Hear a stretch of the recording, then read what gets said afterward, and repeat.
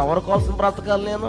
ఎవరున్నారని బ్రతకాలి నేను? చచ్చిపోతే ఈ ఆకలి ఉండదని వంతిని కాడికి నడిచి వెళ్ళిపోయి వంతిని పైకి ఎక్కేసి ఆలలో దూకి చచ్చిపోదామని పైకి ఎక్కానండి. అదే టైంలో యోబు గారని పాస్టర్ గారు ఎక్కడికో వెళ్ళి మీటింగ్ వెళ్ళి వస్తున్నారు. ఆయన ఎందుకో చూడాలని బయటకు చూశారంటండి. నేను కనపడ్డానంట వంతిని పైన. డ్రైవర్ కార్ ఆపురా, రోడ్ ఎవరో పైకి ఎక్కేసాడు, ఆలలో దూకేద్దామని ఏంటి అని కారు ఆపి నేను ఇలా పడిపోతూ ఉంటే శబ్దం చేయకుండా వెనకాల వచ్చి అలా అమాంతంగా పట్టుకుని ఎందుకు తిప్పి రాని కారులోకి తీసుకెళ్లి ఎవరో పోయానండి.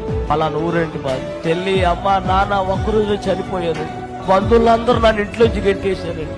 3 సంవత్సరాలు అనుకుంటున్నాను. ఈ రాత్రి ఎవరో అన్నం పెట్టలేక తట్టుకోలేక చనిపోదామని పైకి ఎక్కానండి. సేవకులు అన్నారు, నీకెవరున్నా ఎవరు లేకపోయినా నీకేసై ఉన్నాడు, రా అని తీసుకెళ్లి నన్ను పెంచి బైబిల్ ట్రైనింగ్ ఇచ్చి ఒక సేవకుడుగా నన్ను తయారు చేశాడు.